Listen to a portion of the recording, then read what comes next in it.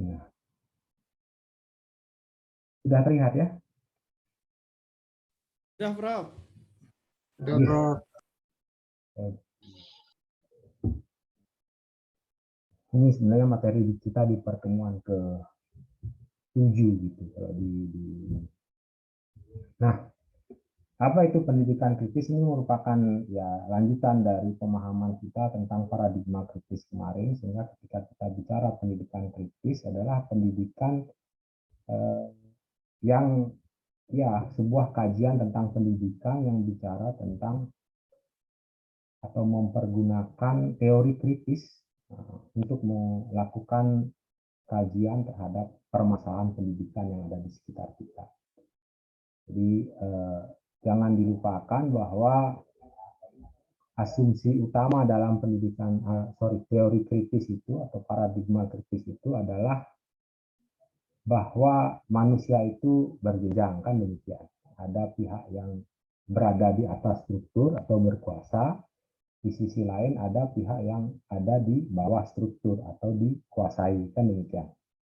Nah, sehingga kajian pendidikan kritis ini adalah kajian terhadap permasalahan pendidikan dengan mempergunakan teori kritis yang memiliki asumsi bahwa di balik praktek pendidikan senantiasa tersembunyi ideologi, kekuasaan, hasrat, dan kepentingan dari pihak yang berkuasa untuk mempertahankan posisinya. Gitu.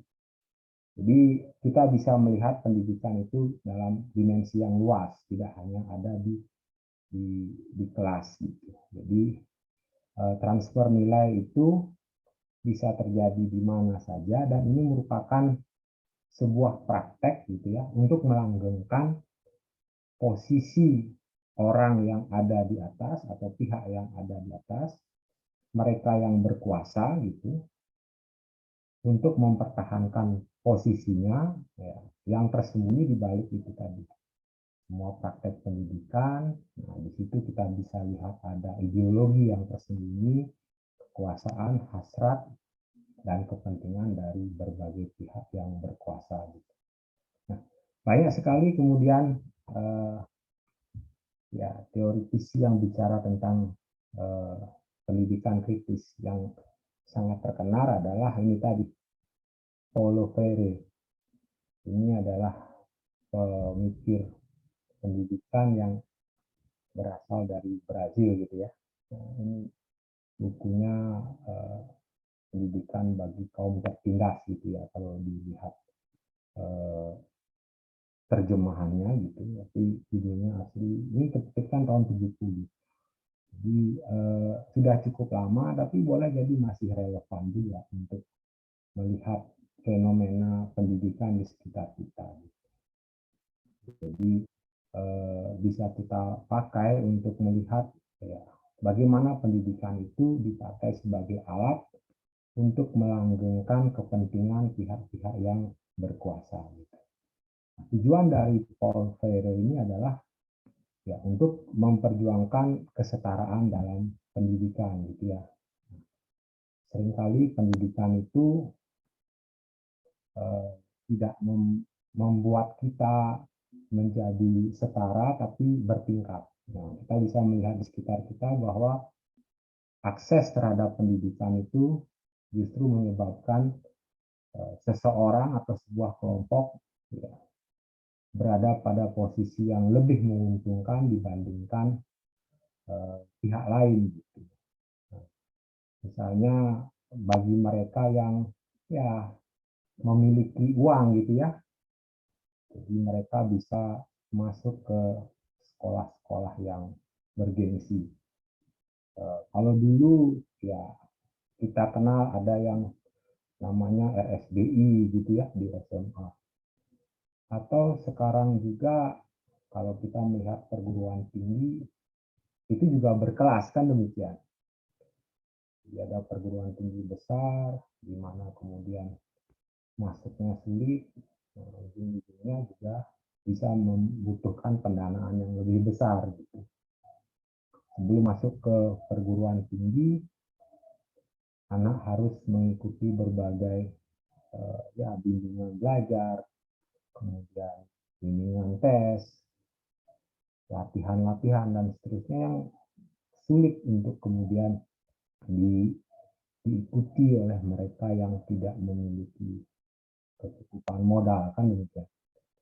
Kondisi ini membuat pendidikan itu menjadi alat untuk, ya itu tadi, membuat mereka yang memiliki berbagai modal itu tetap berada pada posisinya dan mempertahankan ketidaksetaraan itu.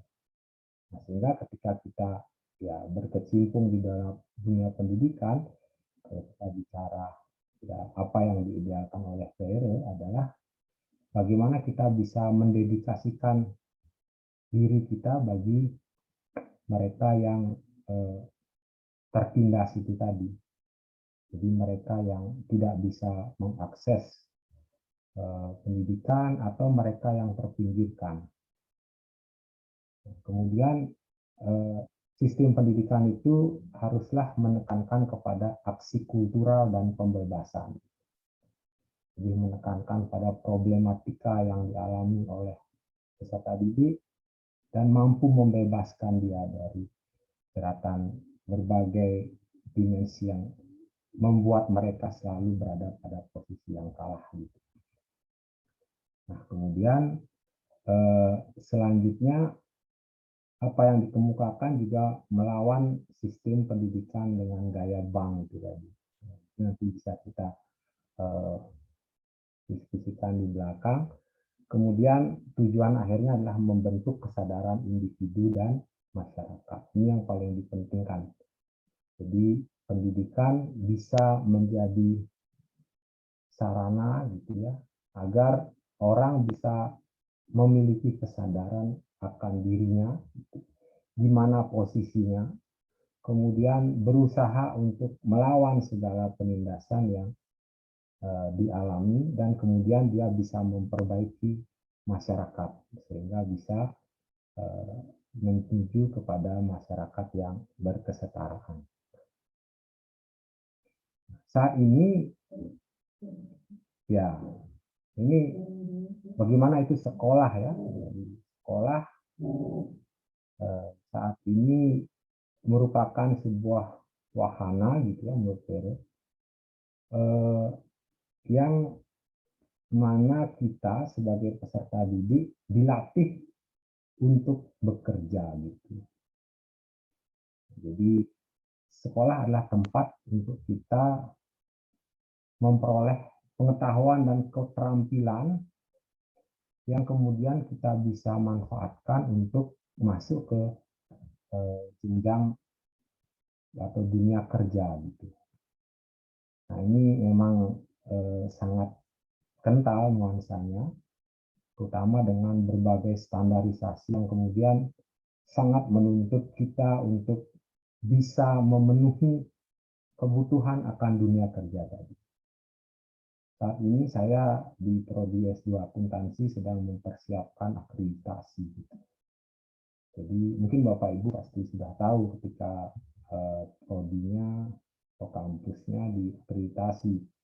Bagaimana kemudian salah satu atau salah dua gitu pertanyaannya terkait dengan kepuasan pengguna lulusan misalnya. Nah, itu menunjukkan bagaimana kita ya mampu, bagaimana kemampuan kita untuk bisa melayani kebutuhan ya, dunia kerja sebagai stakeholder utama kita.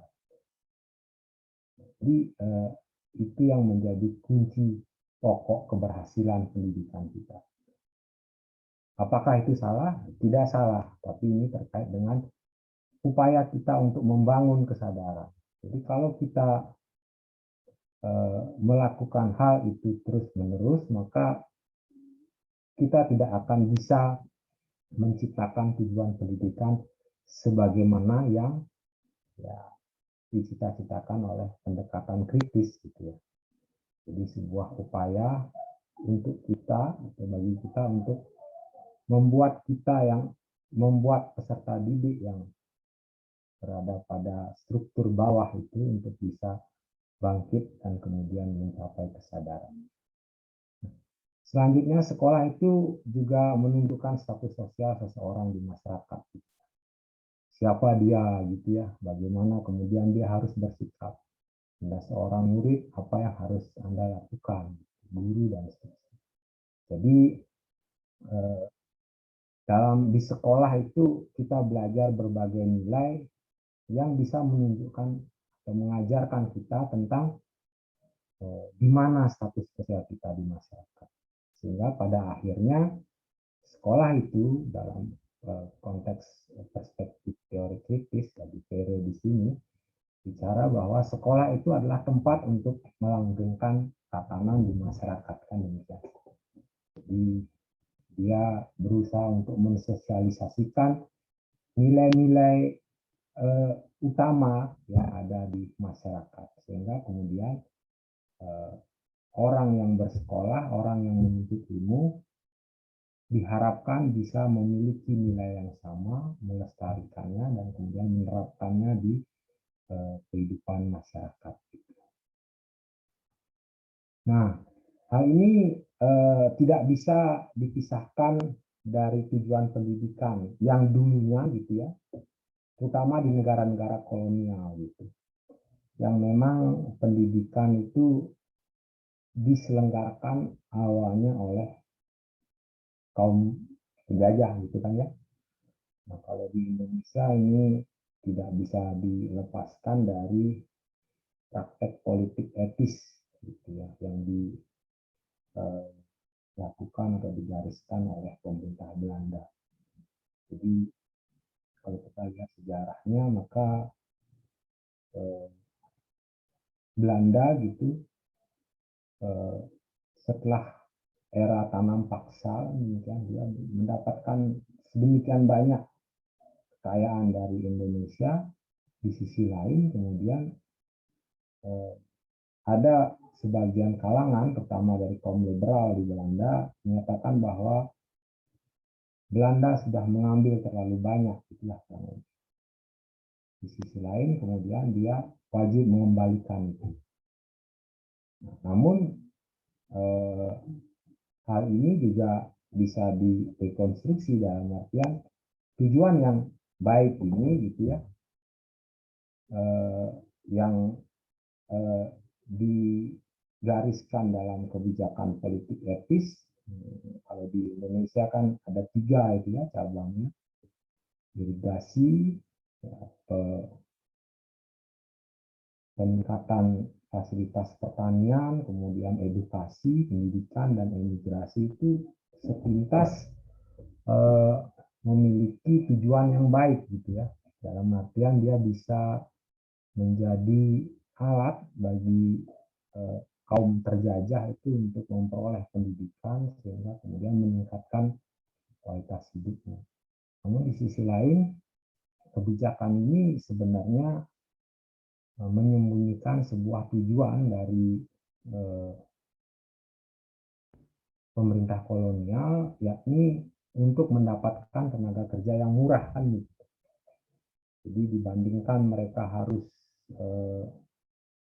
mendatangkan tenaga kerja dari Belanda gitu, atau orang Eropa, maka lebih baik mereka mendidik tenaga kerja pribumi untuk diajar, kemudian diberikan pendidikan, sehingga kemudian bisa dipekerjakan.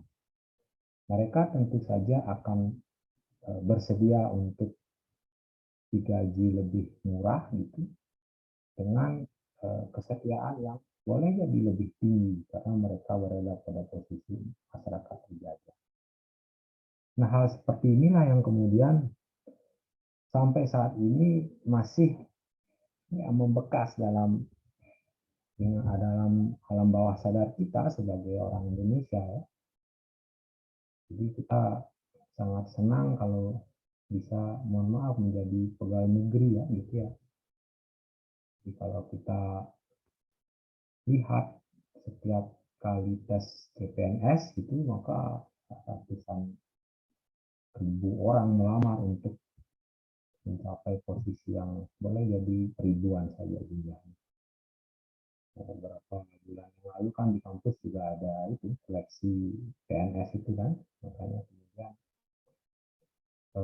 banyak sekali yang hadir gitu. Nah, itu boleh jadi kalau tidak salah saya dengar itu tidak hanya untuk tes di Indonesia, tapi dari berbagai instansi lain yang mempergunakan fasilitas dari Indonesia.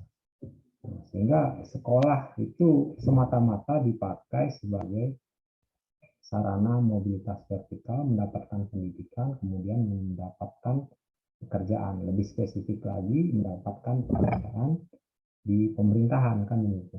Nah, ini merupakan sebuah praktek yang ya berasal dari warisan zaman kolonial.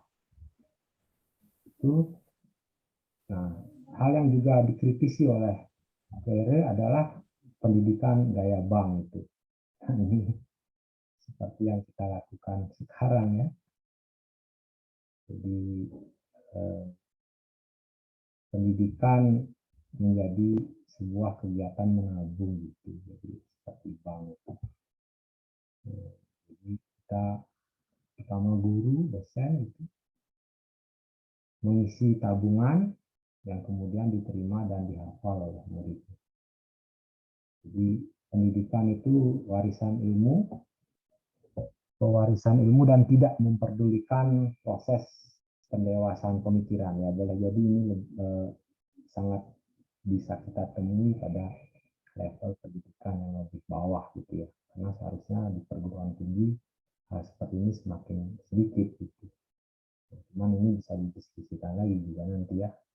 Nah, ini tidak ada komunikasi dan pendidikan dianggap anugerah dari orang yang berpengetahuan kepada orang yang tidak berpengetahuan. Maaf. Jadi anugerah dari orang yang berpengetahuan kepada orang yang tidak berpengetahuan.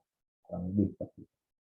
Jadi ketika kita bicara pendidikan gaya bank ini, guru adalah pusat dari pendidikan. Jadi dia memberikan pelajaran seperti halnya menabung.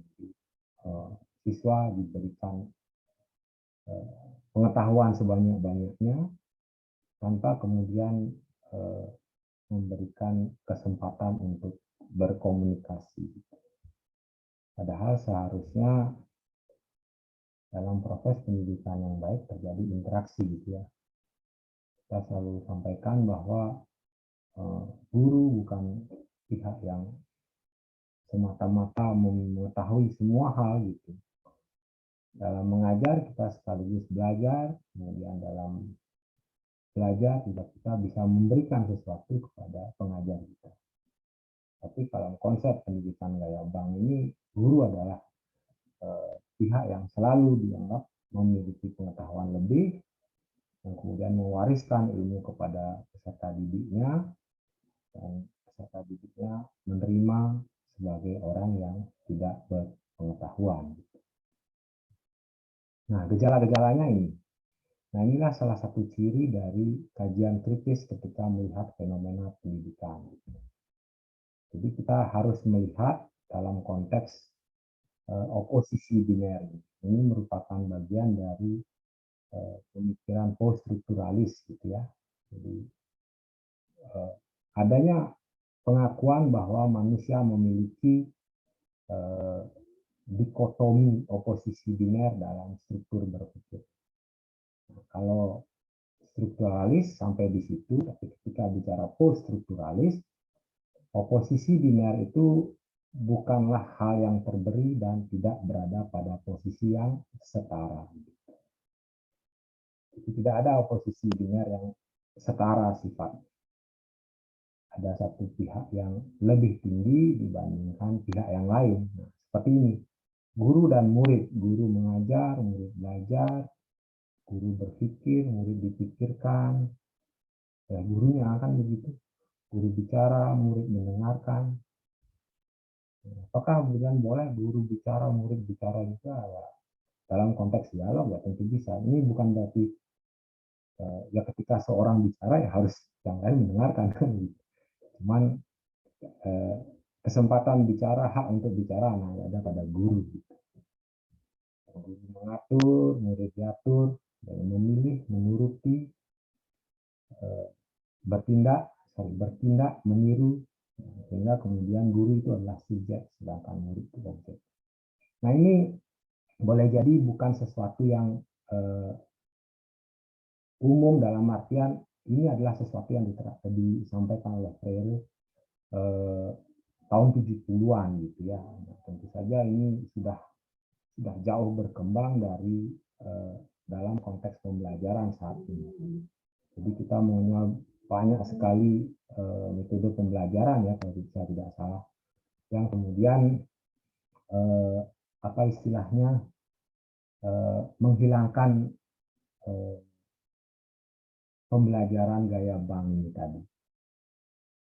Hanya saja gitu ya, oposisi biner seperti ini dalam konteks pembelajaran, dalam konteks pendidikan dalam arti luas masih saja terjadi gitu. Karena tentu saja pendidikan itu bukan semata terjadi di kelas gitu. Pendidikan juga terjadi di masyarakat, juga di keluarga, kan demikian. Oposisi biner ini tetap saja terjadi dan bisa kita kenali di sekitar kita. Ini menunjukkan ada salah satu pihak yang lebih berkuasa atau berada pada struktur yang lebih tinggi dibandingkan dengan pihak yang lain. Mereka menguasai, kemudian memiliki berbagai ideologi, kemudian kepentingan, hasrat di balik setiap tindakan, dan tujuan akhirnya adalah menguasai pihak yang ada di bawahnya. Itu kuncinya. Jadi kita bisa melihat bahwa meskipun hal ini disampaikan tahun 70 ya, 70, itu masih relevan juga dalam praktek pendidikan kita dewasa ini. Selanjutnya, nah, pendidikan itu kemudian bagaimana seharusnya pendidikan gitu. Maka pendidikan itu seharusnya dipakai sebagai praksis kebebasan. Jadi dia merupakan alat untuk membebaskan mereka yang tertindas. Jadi mereka yang ada di struktur bawah agar menyadari kondisinya, kemudian bangkit untuk ya melakukan emansipasi untuk haknya, memperbaiki kondisinya. Pendidikan itu harus berorientasi pada nilai-nilai humanisme. Jadi humanisme, filsafat humanisme itu kan bicara soal bagaimana manusia itu menjadi objek. Kembali ke manusia, segala itu kembali ke manusia. Jadi manusia itu kodratnya adalah sebagai subjek, bukan objek. Jadi dalam pendidikan gitu, manusia itu tidak seperti apa yang terjadi pada pendidikan gaya Bank tadi, tapi dia harus bisa menjadi menjadi subjek bagi kepentingan dia sendiri. Nah, jadi harus menciptakan kekuatan penyadar dan pembebas dari kondisi ketertindasan. Jadi, proses pendidikan merupakan investigasi kenyataan atau melibatkan permasalahan yang terjadi di masyarakat. Jadi pendidikan itu diharapkan tidak mengawang-awang, dalam artian dia bisa dikontekstualkan dengan kehidupan sehari-hari, kemudian dia bisa memecahkan masalah yang ada di masyarakat. Nah, ini kuncinya, karena pendidikan dalam perspektif kritis itu dimensinya selalu praksis. Gitu. Katakanlah misalnya apa kalau kita belajar ya tentang ya katakanlah globalisasi gitu. Jadi apa relevansinya bagi orang yang ada di desa untuk memahami globalisasi. Nah, disinilah kita harus bisa mengkaitkan gitu ya, bagaimana problematika globalisasi misalnya untuk bisa dihubungkan dengan apa yang dialami oleh seorang petani yang ada di desa. Ya misalnya anak petani yang kemudian boleh jadi tidak sedemikian kosmopolit untuk bisa merasakan globalisasi. Tapi pasti karena ini merupakan akibat atau merupakan sebuah gejala yang ya terjadi di masyarakat secara umum, maka kita harus bisa mengkontekstualkan itu kan. Nah, sehingga ketika dalam pendidikan kita harus bisa melibatkan permasalahan untuk secara kontekstual ya kita masukkan ke dalam proses pendidikan. Nah, kemudian yang penting adalah pendidikan yang bersifat dialogis tadi. Jadi guru atau pendidik ya itu bukan pihak yang semata-mata menjadi objek, paling tahu. Dia juga bisa belajar dari muridnya. Karena dalam proses pembelajaran itu, dalam proses pendidikan itu, maka kedua belah pihak sebenarnya sedang belajar. Jadi tidak ada posisi yang lebih tinggi dibandingkan yang lainnya, sehingga mendominasi kebenaran dan seterusnya. Nah, jadi problem pendidikan hadap masalah. Jadi apa yang disampaikan sebelumnya itu kemudian diterjemahkan sebagai pendidikan hadap masalah. Di pendidikan hadap masalah itu selalu menjadikan murid itu sebagai titik tolak pendidikan. Jadi menjadikan murid segala problematika itu menjadi titik tolak pendidikan. Jadi dia adalah senternya. Jadi apapun terkait dengan pembelajaran itu harus menjadikan murid sebagai pihak yang paling penting dalam proses pendidikan itu. Sehingga kemudian murid itu bisa memiliki kesadaran akan realitas yang dia hadapi. Sehingga kemudian kesadaran itu akan muncul dari pergumulan dengan realitas yang dihadapi, sehingga menghasilkan tingkah laku kritis dari dalam peserta didik. Nah, jadi ini merupakan satu yang penting untuk kita lakukan ketika kita melakukan atau melaksanakan pendidikan. Jadi bagaimana agar peserta didik itu bisa dihadapkan dengan permasalahan atau realita yang dihadapi, kemudian dia bisa memahami sehingga memunculkan perilaku kritis. Nah, hal seperti ini penting untuk dilakukan, namun sulit untuk bisa kita terapkan. Kenapa demikian? Ada hambatan-hambatannya. Jadi kenapa kita sulit melaksanakan pendidikan hadap masalah tadi? Karena ada pihak yang menghambat. Ada pihak yang menindas dan tertindas sehingga melihatkan kebudayaan bisu yang disebut kebudayaan bisu. Jadi kaum tertindas hanya menerima perlakuan dari kaum penindas. Dia tidak memiliki daya untuk melawan. Gitu. Dia tidak tahu apa-apa dan bahkan tidak tahu kalau dia sedang ditindas. Gitu. Nah, ini cukup menarik sebenarnya. Nah, kaum penindas ini bergerak berdasarkan ideologi, memanfaatkan ideologi-ideologi tertentu di masyarakat. Nanti saya kemarin presentasi ya terkait dengan progres penelitian saya diundang oleh masyarakat akuntansi multi paradigma namanya dari Universitas Brawijaya menceritakan riset saya tentang akuntansi rumah tangga keluarga berpoligami. Jadi kita bisa tahu kemudian bahwa ideologi patriarki gitu ya sangat mencengkeram kuat gitu di kalangan di keluarga yang berpoligami sehingga kaum perempuan yang dipoligami itu tidak menyadari bahwa mereka sedang ditindas sebenarnya. Jadi ada praktek-praktek yang kemudian muncul dalam pengelolaan keuangan rumah tangga yang mereka anggap sebagai praktek yang wajar. Contoh apa gitu? Misalnya dari seluruh informan yang saya wawancarai dari 13 keluarga yang berpoligami itu, jadi mayoritas kaum perempuan itu bekerja.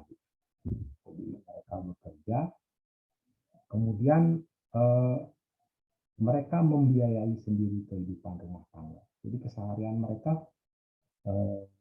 mereka membiayai biaya rumah tangga dari hasil mereka bekerja. Jadi di antara mereka terjadi kerjasama yang tanda kutip untuk saling berbagi beban rumah tangga. Kaum laki-laki ada yang ikut memberikan bantuan, terutama pada pengeluaran-pengeluaran besar. Ada bahkan yang sama sekali tidak terlibat dalam pengelolaan keuangan rumah tangga. Tidak terlibat dalam artian tidak memberikan kontribusi apa-apa. Namun kaum perempuan ini tidak merasakan itu sebagai sebuah masalah, gitu. Karena mereka memiliki berbagai atau sudah berbagai ideologi kemudian hidup di kepala mereka sehingga mereka menganggap itu sebagai sebuah kewajaran. Yang kita temukan kemudian adalah yang pertama adalah ideologi patriarki, kemudian ideologi gender. Ideologi patriarki menempatkan laki-laki itu di atas kaum perempuan, sehingga wajar saja kemudian mereka sebagai perempuan melayani. Apalagi yang mereka laksanakan itu adalah aktivitas kerumah tanggaan, gitu ya, yang memang merupakan dalam tanda kutip tanggung jawab mereka. Kemudian ideologi yang kental juga adalah ideologi feminisme.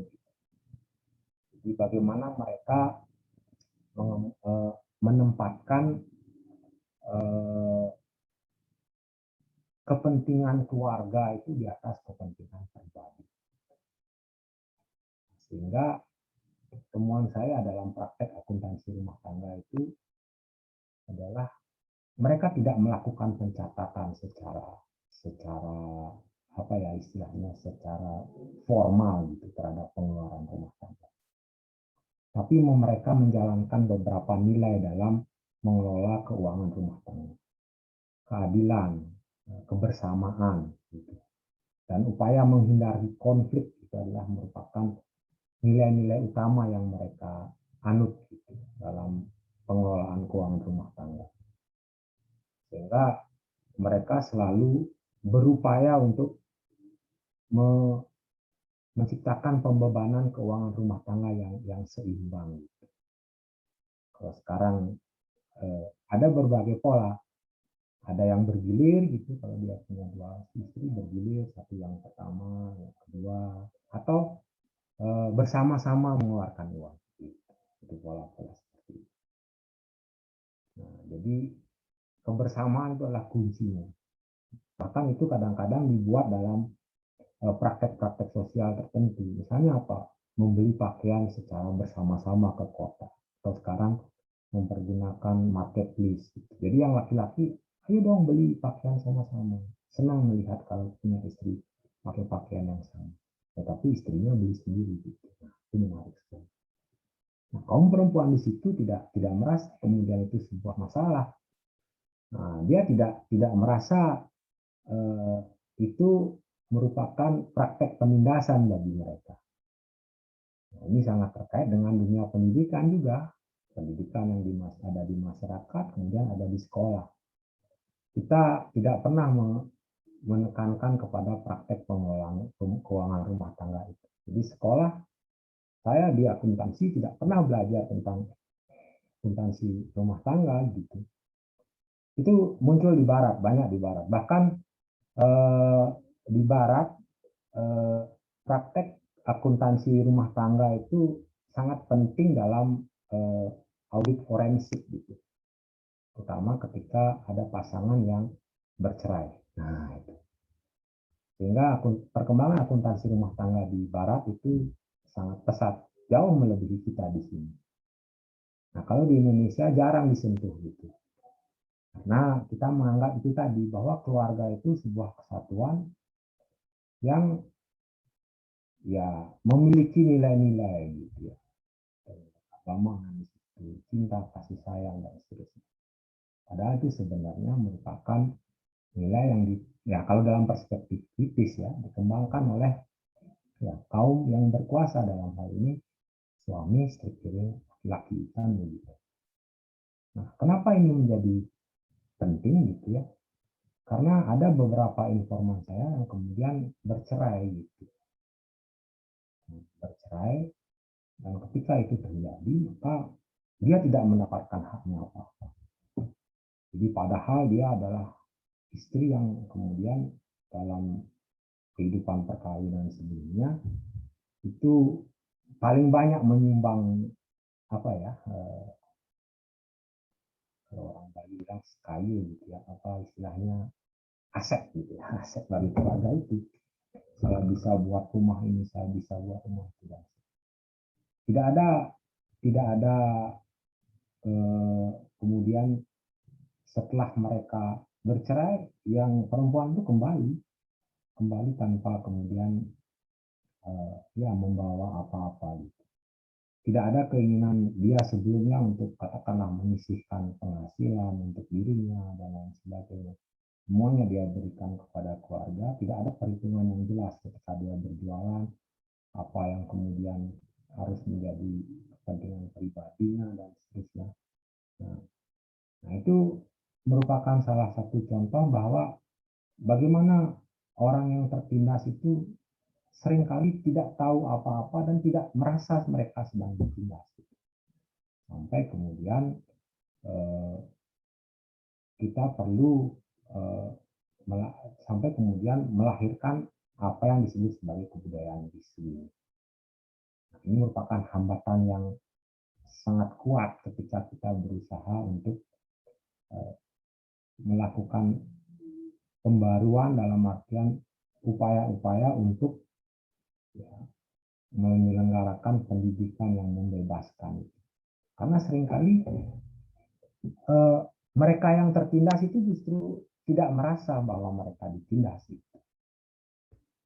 Jadi seperti informan saya, ya memang sudah demikian takdirnya. Gitu. Nah, saya kemarin itu memang merasa dia tidak mau melepaskan saya, sedangkan kondisi-kondisi seperti itu. Sehingga mereka berpoligami dan itu dianggap sebagai takdir. Ya, demikianlah jodohnya dan seterusnya. Kenapa bisa demikian? Nah, karena ada berbagai kesadaran yang dimiliki oleh seseorang dan ini bertingkat ya. Jadi ini yang perlu kita capai sebenarnya dalam sebuah pendidikan kritis gitu ya. Manusia memiliki berbagai tingkat kesadaran. Ini yang perlu kita lakukan sehingga kita bisa mencapai apa yang disebut sebagai kesadaran kritis. Gitu. Jadi yang pertama kesadaran magis gitu ya dalam konteks pendidikan. Ketidaksetaraan merupakan takdir Tuhan sehingga tidak ada gunanya untuk melakukan perubahan. Banyak sekali yang bisa kita lihat ya, hidup itu seperti roda gitu ya. Nah, jadi mohon maaf, ini adalah pemikiran dalam ya kerangka pemikiran atau paradigma kritis gitu ya. Jadi tentu saja kalau di compare dengan nilai keagamaan ya tentu saja akan tidak ketemu gitu. Ketika kita bicara kesadaran magis, apa yang merugikan gitu ya, apa yang kemudian menyebabkan kita berada pada posisi yang ditindas gitu ya, nah, itu dianggap atau diakui sebagai takdir gitu. Apa namanya? Hidup itu seperti roda gitu ya, aktif pada roda, akan terus berputar. Kalau sedang di atas, suatu saat akan di bawah. Itu kalau kita di Bali kan kenal seperti itu. Problemnya kemudian ketika ada orang di atas, dia melakukan banyak hal agar tetap di atas kan. Direm rodanya atau gimana gitu sehingga tidak ada perubahan. Nah, kemudian kesadaran naif itu mengakui ada ketidaksadaran, namun pendidikan itu steril dari masalah sosial dan politik. Jadi ya ini mirip yang kita lakukan saat ini. Orang berusaha untuk mengenyam pendidikan agar bisa kemudian meningkatkan taraf hidup. Jadi pendidikan itu dilakukan untuk mencapai mobilitas vertikal. Ini umumnya dianut oleh kalangan liberal, kaum liberal yang mengatakan bahwa itu tadi pendidikan itu tidak ada kaitannya dengan permasalahan sosial politik. Kalau kita bisa bekerja dengan baik, mendapatkan pendidikan dengan baik, maka kemudian ada di sisi lain untuk mengakses pendidikan, ya, ketidaksetaraan itu menjadi sangat kuat gitu. Ada batasan-batasan sehingga kemudian orang tidak bisa mendapatkan akses ke pendidikan. Nah, yang terakhir adalah kesadaran kritis gitu. Pendidikan itu ditujukan untuk mengubah aspek sosial dan politik sehingga terjadi kesetaraan. Kalau tadi itu ada ketidaksetaraan tapi tidak ada kaitannya dengan pendidikan. Pendidikan itu bertujuan untuk meningkatkan orang untuk menjadi bisa lebih setara. Nah, tapi problemnya hal seperti itu tidak akan berdampak luas gitu, karena umumnya akan merupakan kondisi-kondisi yang kasuistis sifatnya. Boleh jadi ada orang yang bisa menempuh pendidikan, kemudian dia kemudian bisa membalikkan kondisi gitu ya, berada pada posisi atas di struktur atau membalikkan ketidaksetaraan, tapi itu umumnya adalah sifat kasuistis. Sehingga kemudian yang perlu dilakukan adalah ini tadi, aspek sosial politik itu tidak steril dari pendidikan, itu tidak steril dari aspek sosial politik. Sehingga ketika kita bicara pendidikan untuk kesetaraan, maka aspek sosial dan politik itu harus kita ubah terlebih dahulu. Nah, itu kemudian pokok-pokok pikiran terkait dengan pemaham apa yang disampaikan oleh Peirut dalam pendidikan kritis di buku pendidikan bagi kaum tertindas. Ini bisa kemudian kita mendiskusikan kira-kira apa permasalahan pendidikan di sekitar kita yang kemudian relevan untuk bisa kita lihat dari kacamata ini. Prof, selamat malam. Izin bertanya, Prof. Oh iya, silakan. Memang buku dari Paulo Freire ini saya sempat baca mungkin tahun 90-an ya kalau saya nggak salah. Yang jelas yang saya ingat adalah bahwa beliau menginginkan supaya pendidikan itu membebaskan. Gitu. Dan beliau memang menjelaskan bagaimana persoalan hierarki. Ya, jadi si guru ini seringkali mengatur siswa. Yang beliau harapkan sih bersifat dialog dua arah yang setara. Karena tadi Prof kasih tampilan yang terakhir persoalan di masyarakat kita, jadi kemudian saya berpikir begini, memang pada hal-hal tertentu iya saya setuju, meskipun pada hal-hal tertentu ketika saya dihadapkan pada persoalan tertentu, misalnya saya memiliki kelas dan kelas itu anak-anaknya itu sangat pasif. Apapun yang saya lakukan tetap pasif. Saya udah rubah metode pembelajarannya, saya membuat supaya happy segala macam situasi, tapi juga tidak. Apa yang saya lakukan? Yang saya lakukan akhirnya saya mengatakan demikian ke mahasiswa. Ayo, siapa yang butuh nilai? Ketika saya katakan ayo siapa yang butuh nilai, baru kemudian resen. Waduh. Nah, jadi akhirnya bagi saya inilah kesulitan kalau menggunakan pendekatan yang disarankan oleh Paulo Freire ini ya. Apakah ini disebabkan karena memang siswa kita di Indonesia katakanlah ya skop kecil, apakah disebabkan karena mereka memang belum terbiasa dengan menganggap diri sebagai kelompok pembelajar atau gimana, Prof? Terima kasih, Prof. Memang kalau dari aspek metode, kalau Ibu mengajar apa, Bu Devi? Saya mengajar kewarganegaraan dan Pancasila, oleh sebab itu memang mata kuliah umum biasanya agak masalah sih, Prof. Demikian, Ya, Prof. ya memang itu tidak lepas dari apa yang dicita-citakan oleh Freire ini kan sesuatu yang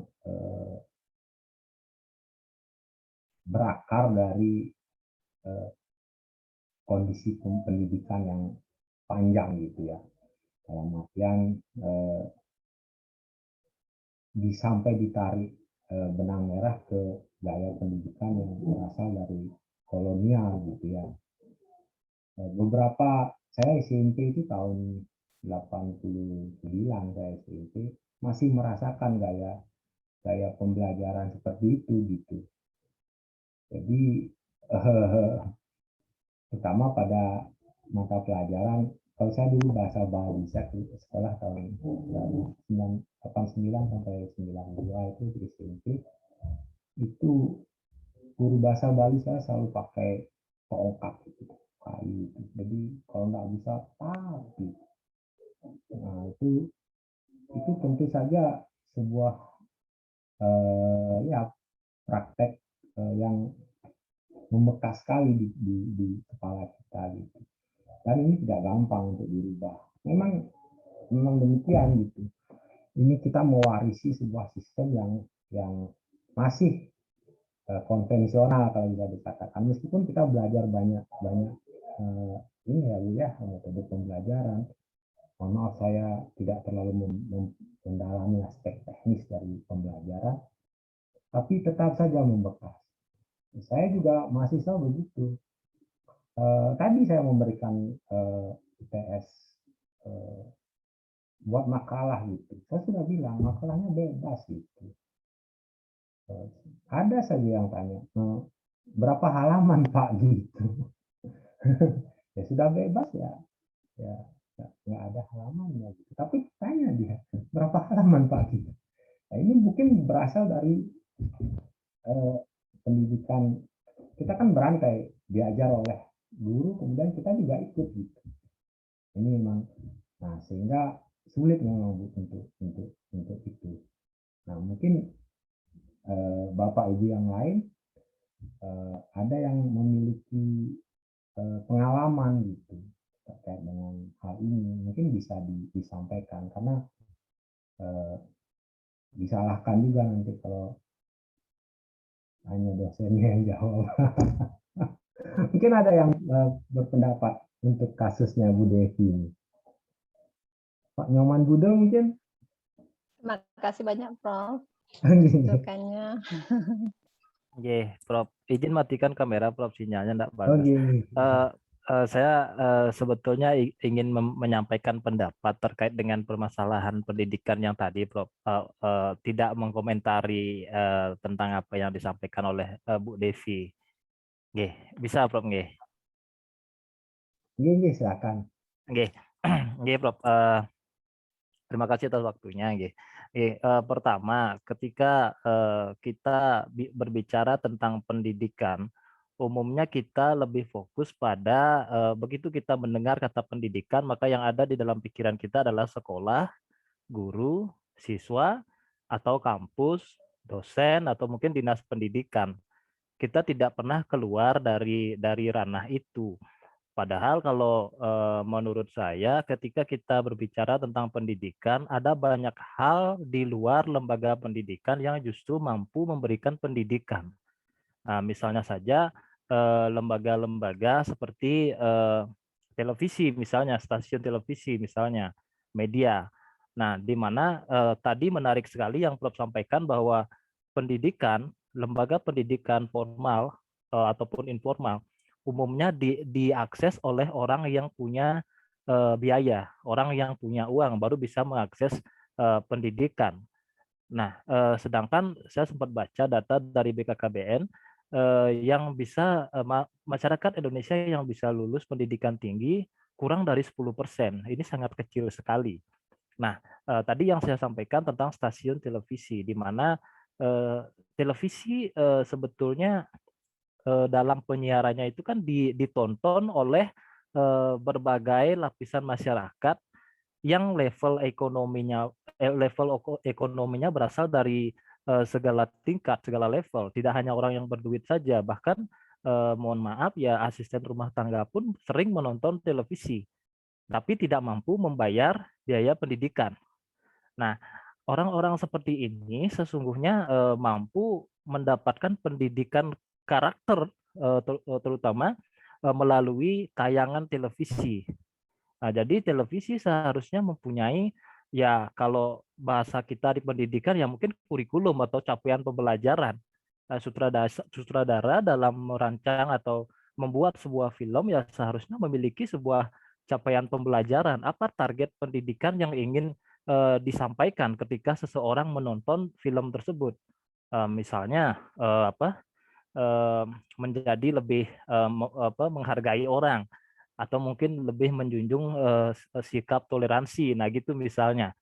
Nah, sebetulnya di sini saya menanyakan apakah memungkinkan jika sutradara ataupun orang yang sering membuat film itu diberikan sebuah kurikulum, atau mereka harus membuat capaian pembelajaran.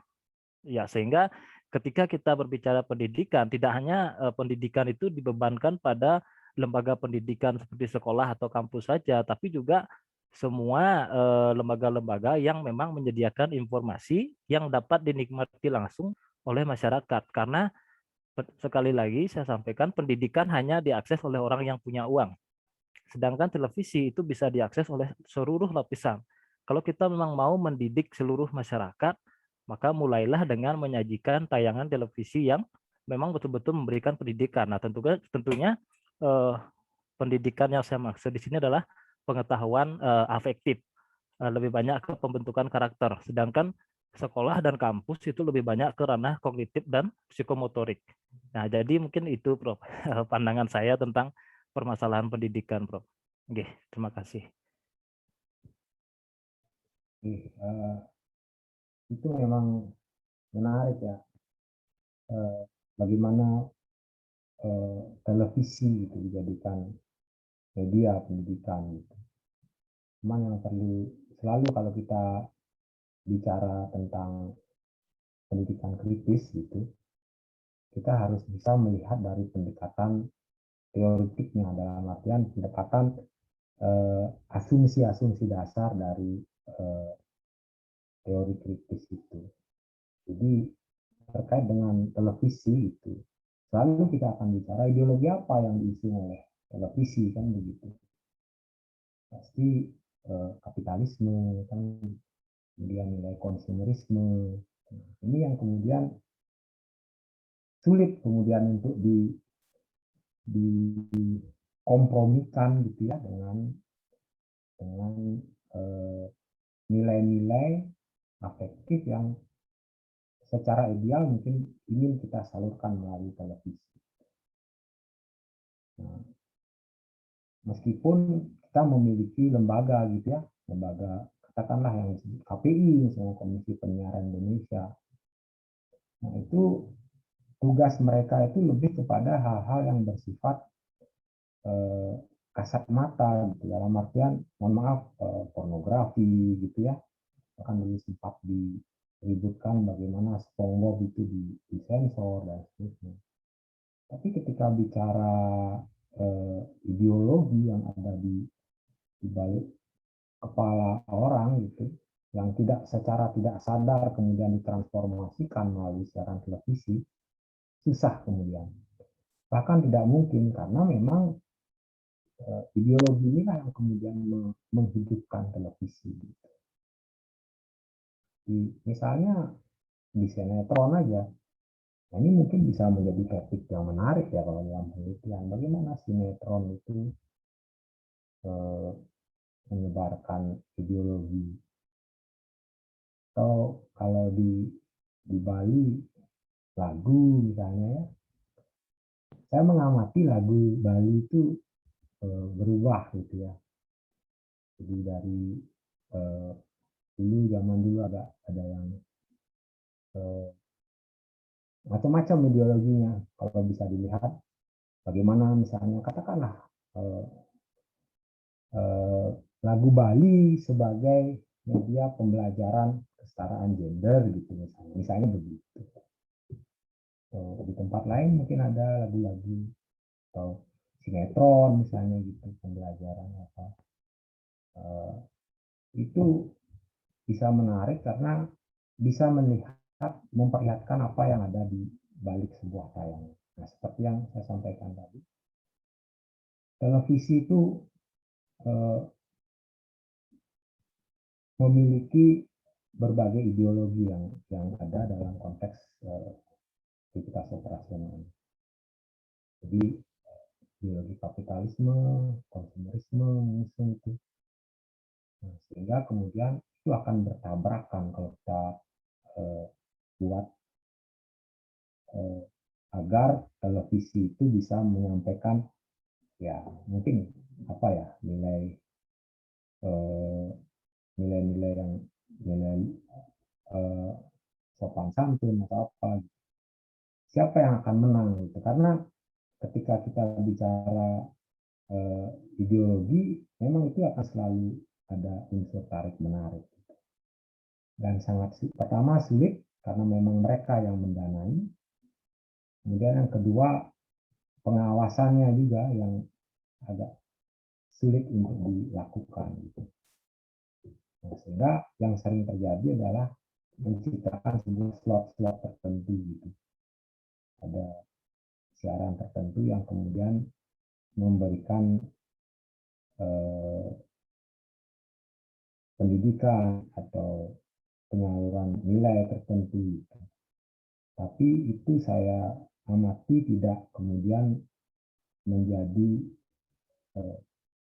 tayangan yang mendominasi televisi.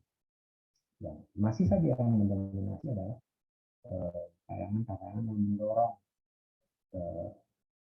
bermuatan ideologi itu tadi. Konsumerisme, kemudian kapitalisme. Gitu. Nah, jadi tantangannya di situ Pak Nino. Jadi itu bagus sekali, tapi akan bertabrakan.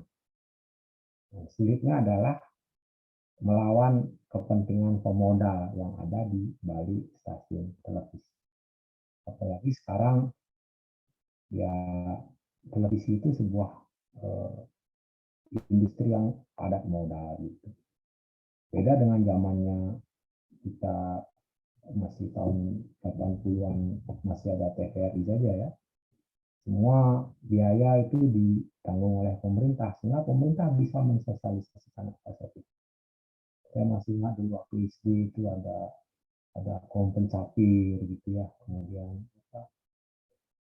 Presiden Soeharto gitu macam-macam ya. Sekarang nggak bisa lagi gitu karena modal yang luar biasa yang ada di dalam industri televisi. Mungkin begitu Pak Budi ya. Nggih, Prof. Pak Dewa? Om Swastiastu, malam Prof. Swastiastu. Menyambung Ibu Devi tadi, saya sih memang melihat fenomena mahasiswa itu apa-apa ya demi nilai gitu ya. Jadi saya kira itu karena memang penyakit manusia itu kan sukanya yang instan-instan itu. Tahukah dia ilmu lebih penting daripada nilai? Tahu. Ya, pasti tahu. Tapi ilmu itu dampaknya terhadap ukuran keberhasilan begitu lamanya gitu. Ya. Tetapi ukuran keberhasilan yang paling pendek yang dia akan dapat ya nilai. Ya, segala sesuatunya pasti di instan itu. Itu yang contoh di kampus kami di Stiki, ya walaupun belum maksimal ya upaya untuk menyadarkan mereka bahwa mereka harus lebih aktif bukan sekedar nilai. Ya kalau selalu saya awali dengan ada istilah kami yang semua sepakat itu menjadi dan memberi, bukan mencari dan mendapatkan. Selalu kita bilang gitu ya. Kalau Anda mencari dan mendapatkan, misal Anda ikut seminar ini untuk apa ya? Kalau Anda mencari SKP, ya itu sangat gampang gitu. Tapi kalau Anda berpikir Anda menjadi mahasiswa untuk menggali ilmu untuk Anda beri pada nanti kehidupan Anda, itu akan jauh lebih penting. Ya kayak gitu, misalnya ada istilah nilai keaktifan supaya mereka aktif. Ya sudahlah kita lakukan, walaupun itu mungkin belum maksimal. Ya dalam rangka membuat mereka tidak semata-mata nilai. Tapi memang dalam ukuran singkatnya bahwa mereka lulus per semester gitu ya, nilai yang keluar gitu, sehingga selalu nilai. Nah, mungkin itu apa hal lain yang pengalaman Prof yang bisa kami lakukan sehingga kita bisa merubah itu yang pertama. Kemudian yang kedua begini tadi, apa menarik itu apa tadi, bahwa sebuah pandangan bagi yang mendapat pengetahuan atau yang dididik itu seperti anugerah bagi orang yang punya ilmu gitu tadi ya Prof ya, gitu nggak salah ya, sehingga akan ada komponen memberi diberi gitu ya, kemudian ada yang pasif ada aktif gitu. Nah sebetulnya siapa yang harus merubah supaya menjadi kesetaraan? Kadang-kadang kalau dalam kami memberi pembelajaran gitu atau mendidik mereka, kami sudah berusaha supaya mereka tidak merasa ada di pihak yang bahasa ekstrimnya tadi ditindas dan menindas gitu ya. Ya kalau saya tidak salah ya. Bagaimana membuat mereka ikut terlibat dalam diskusi dan lain sebagainya untuk kesetaraan lah, bahwa kami juga belajar gitu. Yang paling sering saya pribadi bilang adalah dosen itu juga belajar ya. Kalau dia belajar komputer, sebodoh-bodohnya mahasiswa, kita juga belajar, paling tidak belajar melatih kesabaran. Kan gitu. Kan itu selalu saya sering bilang ya. Kita juga belajar gitu. Mengajari komputer sama sebodoh-bodohnya dia, kita juga belajar melatih kesabaran. Nah, jadi berusaha untuk membuat terjadi, mungkin ini maksudnya kesetaraan, bahwa kita sama-sama belajar. Siapa yang harus merubah ke sana? Tapi realitas yang ada, kita sudah berusaha untuk membuat mereka sebagai bukan orang yang dalam tanda kutip tadi tertindas gitu. Atau apa mungkin saya salah. Tapi mereka juga tidak mau dan mereka ingin memposisikan dirinya sebagai orang yang tertindas. Ya sebagai yang diberi, sebagai yang pasif, sebagai yang penting nilai. Nah, itu Prof. Itu yang kedua. Ya, kembali ke yang pertama, kira-kira sama pendapat yang kedua, apa yang bisa kami lakukan lagi di kampus kami Stiki.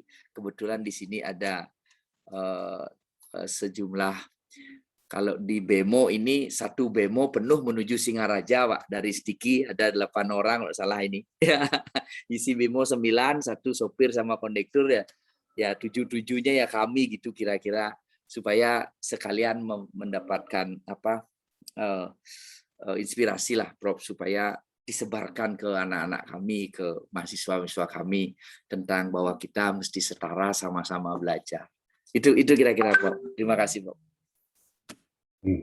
Karena ini basisnya selain teori juga pengalaman ya. Menarik ini, sangat menarik. Ada nggak di antara ibu bapak yang bisa istilahnya ya menyampaikan sesuatu yang ini memang kendala yang kita hadapi bersama gitu, dari aspek atau dimensi praktis gitu ya. Boleh jadi ibu bapak menjadi dosen sudah lama dan sangat berpengalaman gitu ya. Nah itu boleh jadi bisa ditularkan di sini. Ya, silakan kalau ada yang ingin menyampaikan sesuatu. Mohon izin Prof. Ananta Wikrama. Oh iya, Bu Tuti silakan. Mohon izin Pak Dewa Mungku sedikit menanggapi ya Pak Dewa. Kalau menurut saya, kenapa mahasiswa itu mempunyai mindset atau pemikiran seperti itu?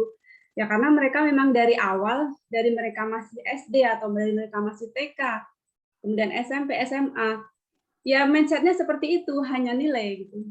Dan memang benar demikian Pak. Jadi pada prakteknya di sekolah-sekolah dari kita mulai SD bahkan TK pun itu yang lebih dikejar itu memang nilai gitu. Jadi untuk menyadarkan anak-anak bahwasanya nilai itu bukan yang utama itu menurut saya memang juga agak susah karena itu sudah terjadi bertahun-tahun lamanya gitu sampai akhirnya mereka masuk ke universitas gitu Pak. Jadi apa namanya itu mungkin yang bisa dilakukan untuk saat ini adalah membenahi apa namanya itu sistem pendidikan dari mulai SD atau bahkan dari mulai TK gitu, bahwasanya anak-anak itu diberikan kesadaran dan itu pun tidak hanya anak-anak, menurut saya guru pun itu yang lebih penting untuk diberikan kesadaran bahwasanya Orang tuanya mungkin juga. Orang tua, betul Pak, orang tua itu juga sangat penting karena apa? Karena sebenarnya yang lebih mengejar nilai untuk anak-anak di SD itu orang tua gitu. Ya. Orang tua yang lebih teliti anaknya dapat nilai berapa kok sekarang nilainya turun, kenapa dengan temannya nilainya berbeda, itu biasanya malah orang tua. Karena saya juga pernah mengalami sendiri gitu pada saat anak saya masih SD gitu Pak. Jadi ya menurut saya ya memang apa namanya itu proses pendidikan dari bawah itu yang harus dibenahi gitu. Tetapi karena ini sudah sudah masuk di perguruan tinggi mungkin juga untuk mengubah mindset mungkin agak susah tapi kan mungkin juga bisa tapi dengan beberapa pendekatan ataupun dengan beberapa teknik mengajar walaupun itu mungkin hasilnya juga menurut saya kurang maksimal juga Pak Dio. Demikian tanggapan dari saya. Terima kasih Prof. Saya tanggap balik sedikit ya Bu Siti ya. Boleh Prof. Saya tanggap sedikit ya. Menurut saya orang tua ya. Saya sempat sekali mau lepas dari jeratan ini, jeratan ini ya. Dengan saya tidak pernah menanyakan nilai anak saya, Pak. Prof, pernah saya. Pernah itu. Tidak pernah saya nilai.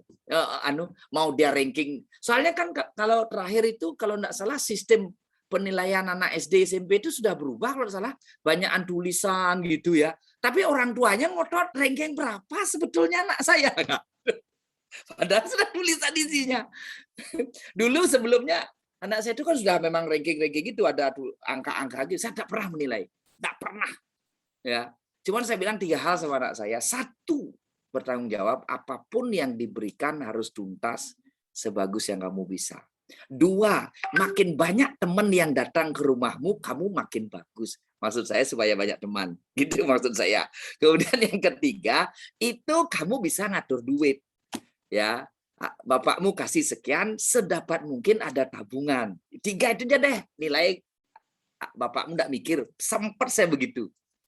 Tapi saya kena. Begitu kelas 3 SMA lulus, saya yakin anak saya yang kedua itu pinter. Tapi karena saya tidak pernah menanyakan nilainya, hampir tidak dapat negeri. Karena ukurannya akhirnya nilai. Hampir dapat negeri. Takut saya. Takut betul. Takut betul, ya terpaksa. Ada syukurnya. Syukur saya dosen Udayana waktu itu gitu. Setelah itu yang anak saya yang berikutnya tidak berani lagi. Karena saya bukan dosen Udayana lagi. Tidak berani, terpaksa akhirnya saya kembali. Tidak tahu itu jalan yang benar atau salah. Menanyakan nilai. Itu nilai harus bagus, ranking berapa sekarang gitu Pak. Saya tidak mau anak saya yang ketiga itu tidak dapat sekolah nanti. Itu kira-kira Prof. Mohon maaf teman-teman, mohon maaf tadi pas saja kok nyantol dengan cerita saya. Sorry. Sukses semua Prof. Sukses semua Prof. Mohon izin Prof, sebelum Prof Ananta memberi tanggapan, saya juga menyambung tanggapan dari Bu Tuti dan pernyataan dari Pak Muku. Asumsi yang saya lihat dalam pelaksanaan pendidikan di negeri kita ini, nah kita semuanya ini kan para praktisi pendidikan, gitu kan. Ada sebuah fenomena yang terjadi bahwa menurut saya tiadanya konsistensi dalam pelaksanaan pendidikan itu melaksanakan 3 ranah itu, yaitu ranah kognitif, afektif, dan psikomotorik. Banyak orang, para pembelajar kita, itu lebih menekankan sisi kognitif saja. Saya ini pernah mengajar SMA, sebuah sekolah yang cukup bagus di kota Surabaya. Anak itu aktif di OSIS, padahal pintar di kelas, tapi sayang pada waktu rapat kenaikan kelas, ada yang kurang nilainya, terpaksa tidak naik tanpa mempertimbangkan sisi afektif dan psikomotoriknya sebagai seorang yang aktif di organisasi OSIS seperti itu, bahkan membuat sekolah itu menjadi maju. Jadi stigma yang terjadi di sekolah itu, waduh, saya itu pernah wawancara murid saya, kamu matematika dapat berapa? Berapa, Pak? Cuman 8. Cuman 8. Kan bagus itu, gitu loh. Dan 8 itu kecil gitu kan buat dia. Dia harus sempurna 100. Jadi dicekoi seperti itu gitu loh. Berbagai sekolah memang saya pernah mengajar karena saya ini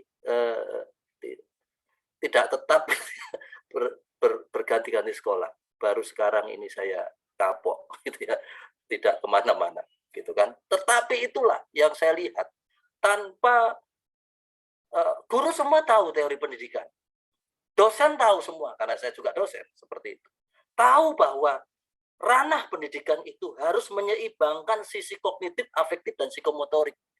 Tapi dalam implementasinya itu inkonsisten. Bahkan, mohon maaf Bapak Ibu yang di sini mengajar eksakta, kalau matematika tidak bagus itu dianggap bodoh. Kalau yang eksak-eksak itu tidak bagus dianggap bodoh. Nah ini kan sebuah stigma yang buruk menurut saya. Tidak fair dalam dunia pendidikan. Akhirnya istilah yang tertindas itu mungkin terjadi di area itu. Seperti itu. Saya ini ngajar sejarah. Lebih baik dapat matematika 9 daripada sejarah 9. Gitu kan. Seakan-akan ilmu saya ini dikesampingkan. Seperti itu ya. Tapi saya bersyukur nama saya ini lengkapnya Yosafat gitu ya. Dalam bahasa Ibrani itu artinya bukit penantian gitu kan. Jadi saya guru sejarah yang suka dinanti-nanti seperti itu. Nah, jadi itu yang saya lihat gitu kan. Jadi Prof, terus terang saya prihatin melihat kondisi seperti ini. Tapi saya belajar dari seorang guru olahraga. Bagaimana guru olahraga itu mengajar muridnya yang pincang. Coba. Misalnya ada materi atletik gitu.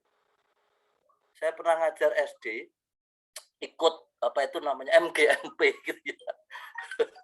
Guru, karena saya ini sebenarnya guru sejarah tapi pernah jadi guru olahraga karena alasannya saya ini semua olahraga saya bisa kecuali catur saya enggak bisa. Catur dan bridge itu ya, remi itu ya, saya enggak bisa. Tapi renang saya bisa, volley bisa, semua bisa. Nah, dalam rapat MGMP itu guru olahraga ini bagus menurut saya. Ketika saya ngajar atletik buat murid saya, dia mungkin pincang, tapi bisa gerak itu aja saya kasih 7 atau 8. Wah, ini bagus gitu loh, penghargaan kepada siswa ini. Terus kemudian sekarang Prof ya, saya di perguruan tinggi ini, kalau saya ngoreksi paper, jujur, saya ini orangnya tidak cermat, gampang lupa, seperti itu. Kadang-kala saya kelebihan nilai, gitu ya. Harusnya 85, saya kasih 95. Gitu kan. Tapi saya bersyukur, bertemu beberapa mahasiswa. Pak Yos, saya kelebihan nilai. Gitu. Itu saya sering jumpai, gitu kan ya. Datang ke saya. Di situ, Prof, saya gunakan ranah afektif tadi. Oke, saya tidak kurangi. Tetap saja tidak apa-apa. Karena kamu jujur. Saya lebih mengedepankan seperti itu. Karena kamu jujur. Justru kalau saya menemukan murid saya jujur, nilainya bahkan saya tambah. Saya obral nilai. Karena buat saya, menurut saya, nilai itu tidak pernah punya signifikansi terhadap kesuksesan seseorang seperti itu. Nah ini topik yang lain lagi, tapi itu menurut saya. Sehingga saya melihat ada sebuah inkonsistensi dalam dunia pendidikan, tiadanya konsistensi terhadap praktik ranah pendidikan dalam 3 ranah tadi, baik kognitif, afektif maupun psikotorik. Semuanya lebih menekankan kognitif aja gitu. Padahal kan ada yang lain. Yang disebut pinter kan tidak hanya sisi kognitif.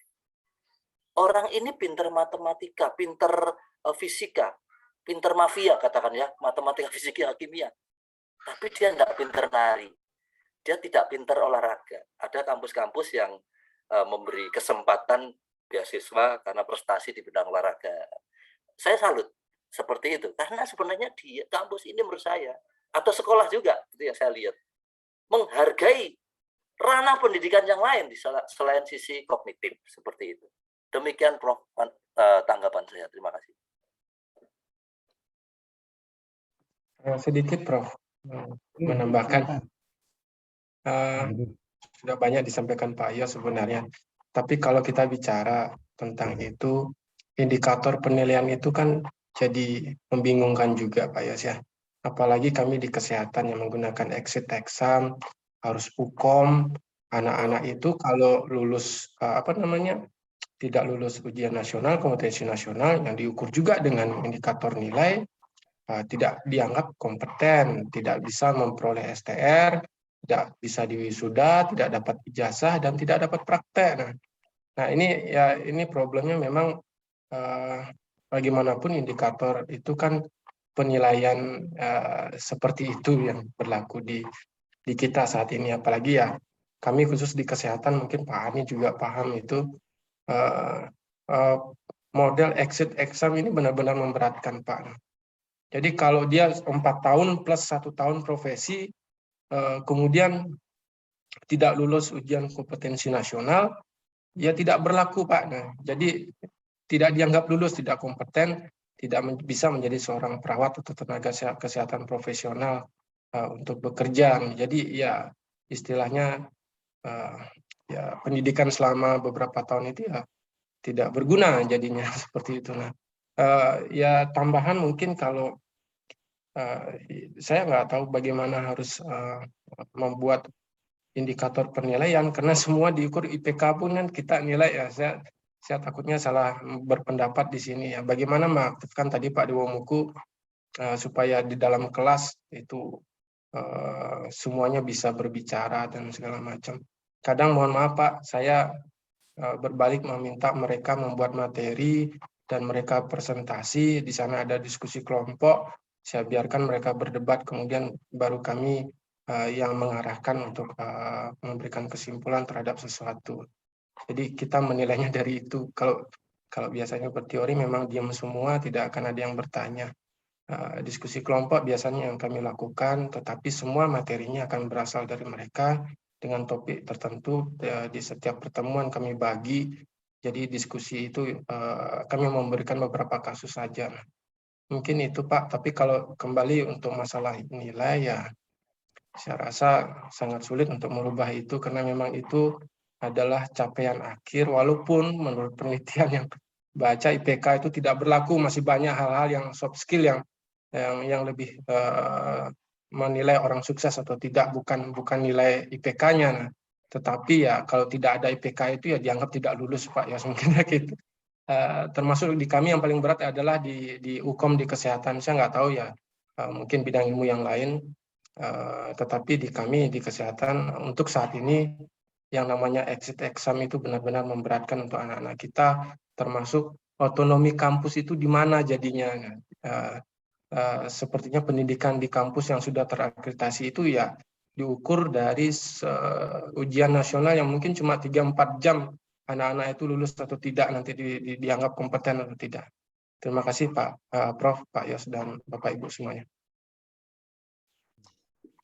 Tambahan sedikit Prof, kasusnya Pak Yos, tapi di lain sisi saya pernah ada kasus atau membaca suatu artikel bahwa tidak semua yang IPK-nya tinggi itu bisa sukses di dalam masyarakat, Pak Yos, gitu ya, atau Pak Dewa Muku.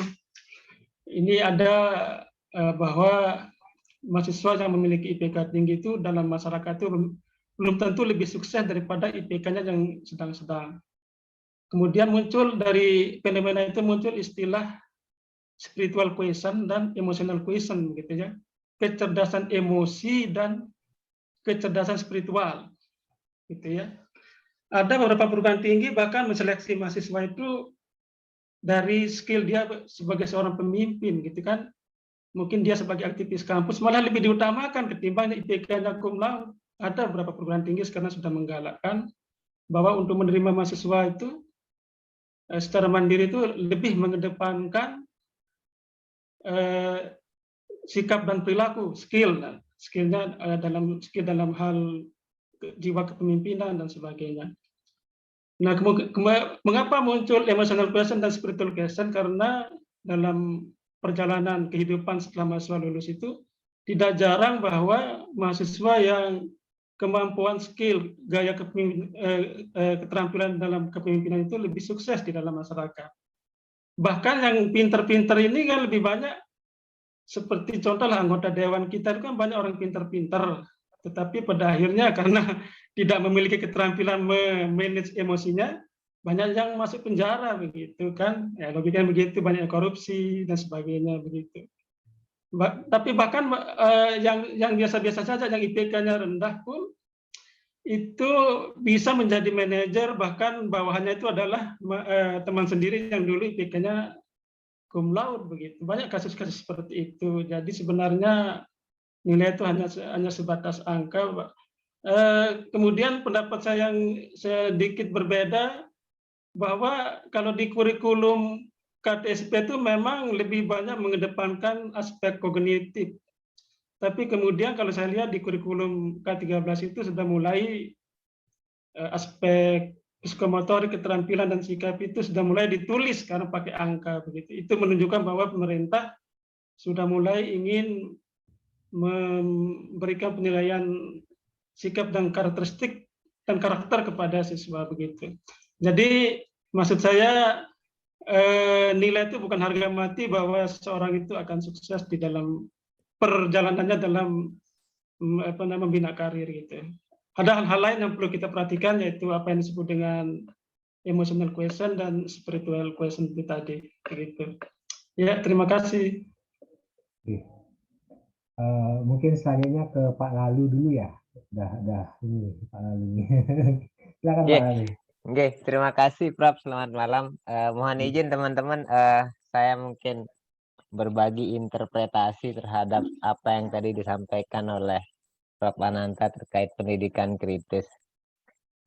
Di satu sisi memang ada beberapa pemikiran dari pendidikan kritis ini mungkin sangat relevan dengan problem pendidikan kita saat ini,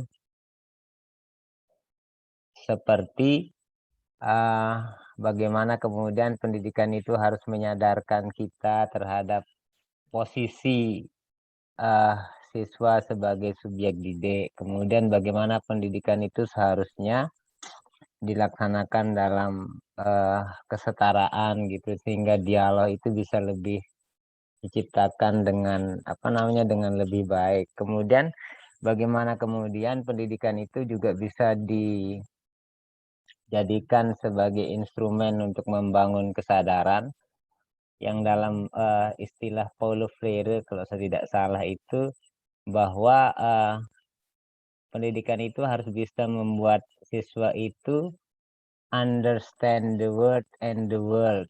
Jadi siswa itu harus bisa memahami kata dan dunianya, sehingga dengan cara seperti itu akan terbangun kesadaran-kesadaran terhadap situasi dan realitas sosialnya.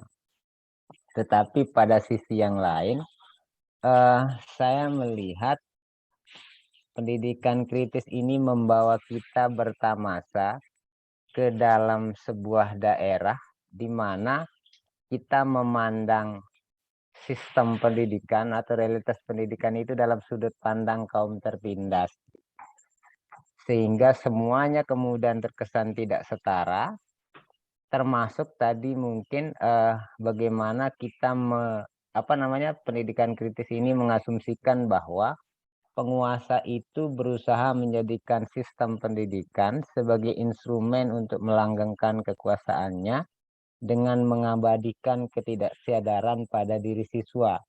Termasuk tadi itu mungkin ketika kurikulum ditetapkan berbasis pada kepentingan-kepentingan penguasa, yang kemudian membuat nilai itu diposisikan sebagai yang utama. Sehingga kita semua mempersepsi bahwa nilai itu menjadi tolak ukur dari keberhasilan sekaligus kesuksesan dari siswa. Karena itu kemudian menjadi penting misalnya untuk melihat bagaimana nilai itu diposisikan dan dibangun persepsi terhadap nilai itu. Sehingga kita semua hari ini mungkin dalam tanda petik yang menjadi korban dari misi penguasa untuk melanggengkan ketidaksadaran kita pada nilai itu sebetulnya bukan sesuatu yang sesuatu yang mutlak, sesuatu yang bagus dan seterusnya. Tetapi pada sisi lain, saya belum melihat bagaimana kemudian pendidikan kritis itu menggunakan perspektif penguasa gitu. Nah, selama ini kan pendidikan kritis itu menggunakan perspektif mereka yang tertindas.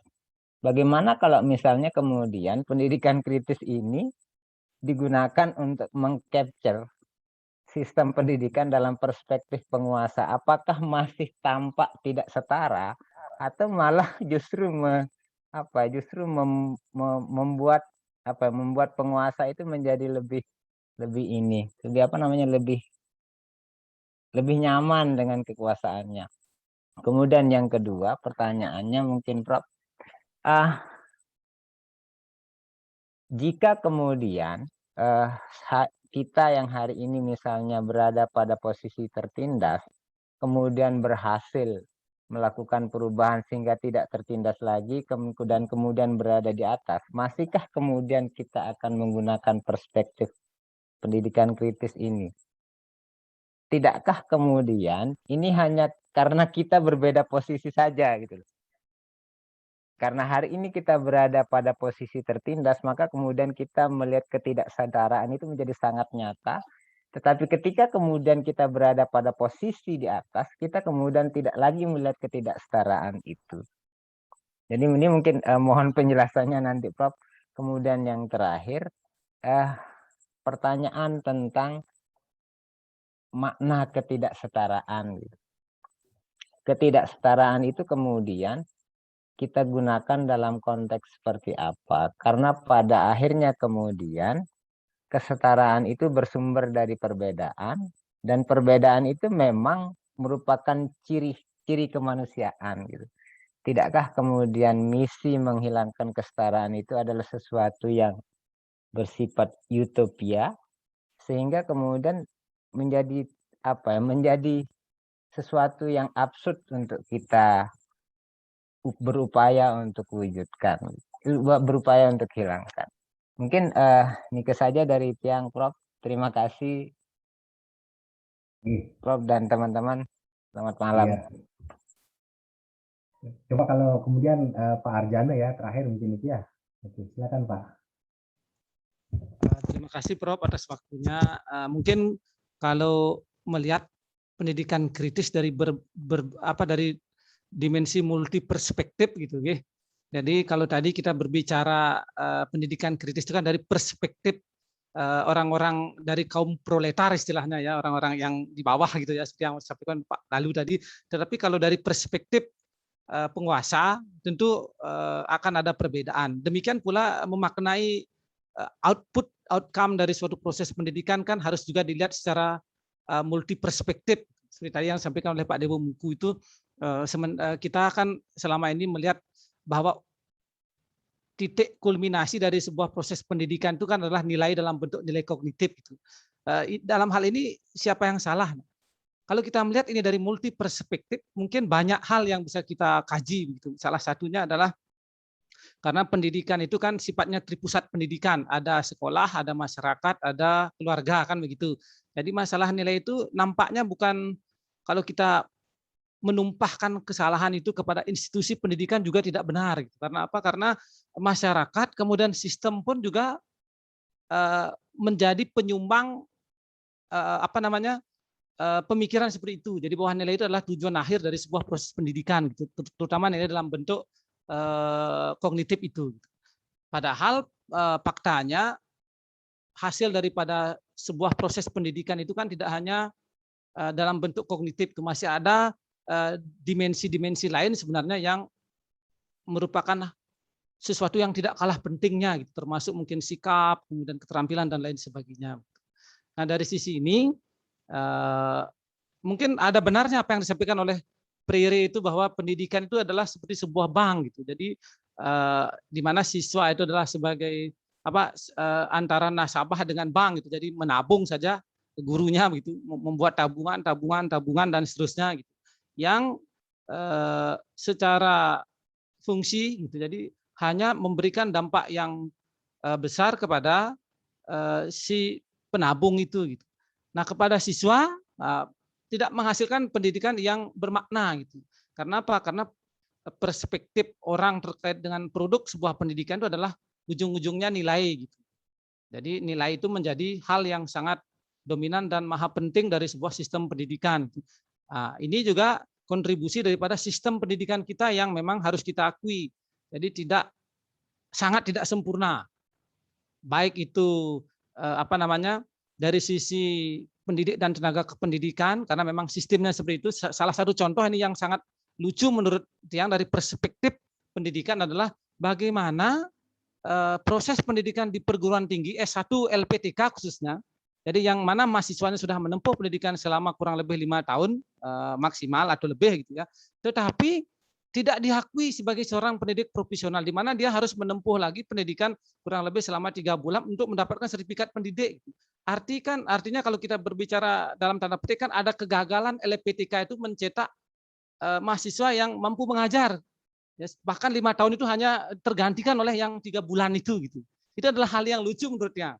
Jadi 5 tahun dia mendidik mahasiswa untuk menjadi seorang pendidik profesional, tidak diakui sebagai tenaga profesional, harus lagi menempuh pendidikan yang disebut dengan PPG istilahnya untuk teman-teman guru itu.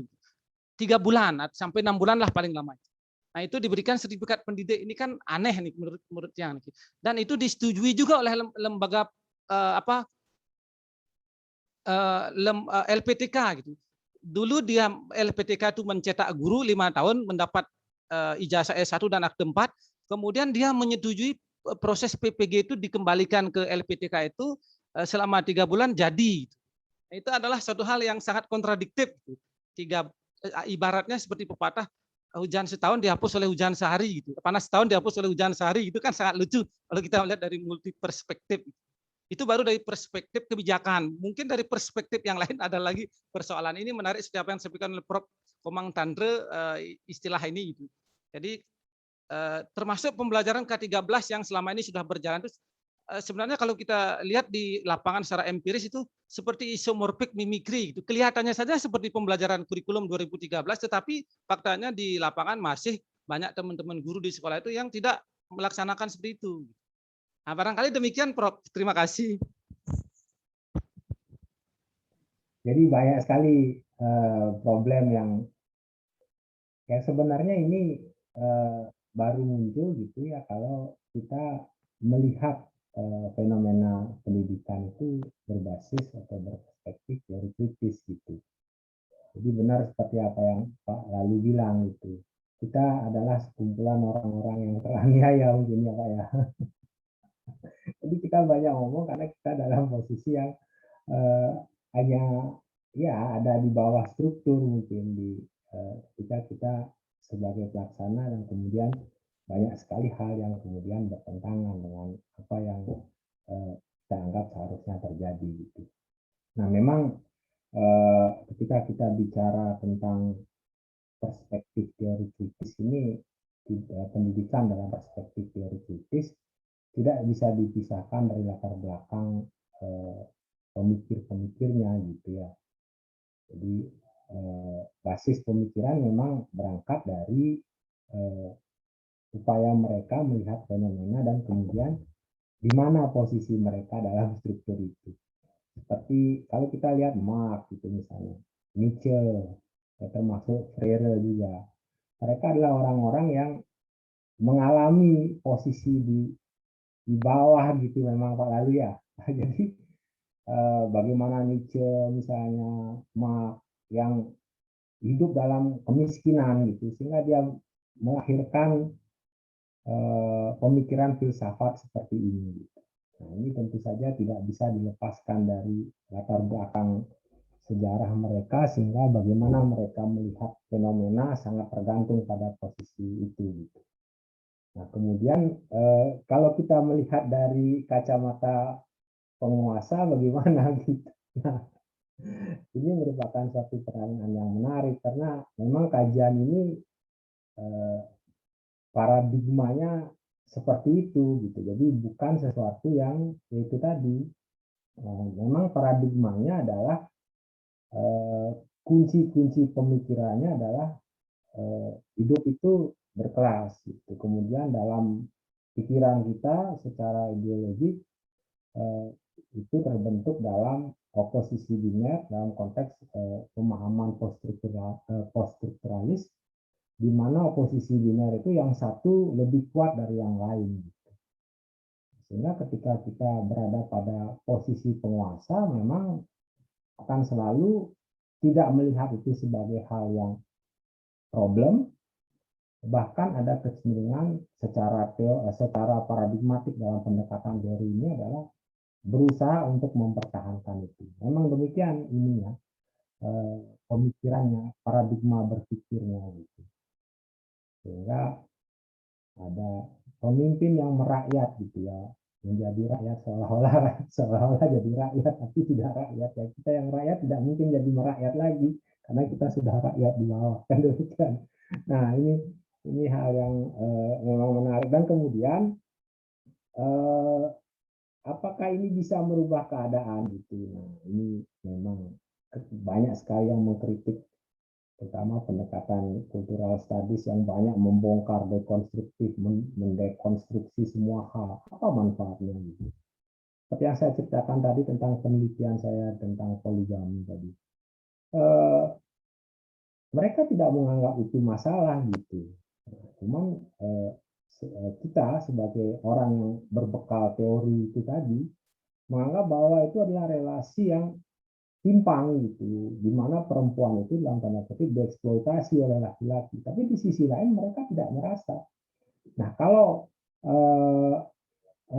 kita menamai mereka adalah mereka memiliki, kalau Marx bilang, kesadaran palsu gitu ya. Nah, itu apakah kemudian setelah mereka kita sadarkan kemudian bermanfaat bagi mereka? Nah, tentu saja yang pertama harus tetap saja kalau kita memegang konteks paradigma ini, maka tetap saja penyadaran itu harus dilakukan gitu. Tetap saja penyadaran itu harus dilakukan karena kemudian tujuannya adalah untuk membuat mereka memahami posisi mereka dan selanjutnya berjuang untuk merebut apa yang menjadi hak mereka. Kan itu kuncinya. Nah, apakah itu akan berhasil gitu? Nah, ini memang seringkali menjadi hal yang sulit untuk kita jawab karena sedemikian kuat cengkeramannya.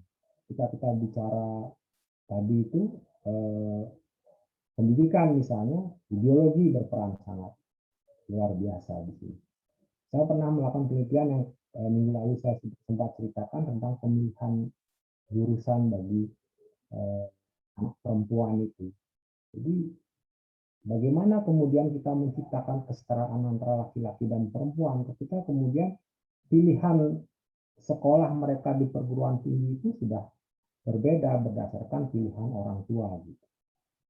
Nah, jadi mereka diminta anak perempuannya tidak boleh kuliah jauh, diselubungi oleh ideologi bahwa orang tua itu harus sayang pada anak perempuan harus dilindungi dan sebagainya. Kalau itu kita dekonstruksi, maka itu tidak lebih dari upaya orang tua untuk mengalokasikan sumber daya kepada anak laki-laki yang nantinya akan tinggal bersama dia, sedangkan anak perempuan tinggal jauh dengan keluarga suami. Nah, itu kemudian apakah kemudian tidak perlu kita lakukan penyadaran? Ya, tentu saja. Bagi saya, ketika kita mendekonstruksi ini, kemudian sampaikan kepada kaum perempuan misalnya, pihak yang membaca, maka setidaknya mereka memiliki kesadaran bahwa ideologi patriarki berjalan dalam proses ini, dan harapannya pada suatu saat mereka tidak melakukan hal yang sama gitu.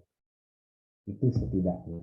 Jadi ketika itu bisa dicapai dalam tingkat itu, maka harapannya ketika mereka punya anak misalnya, mereka tidak melakukan hal yang sama. Setidak-tidaknya demikian.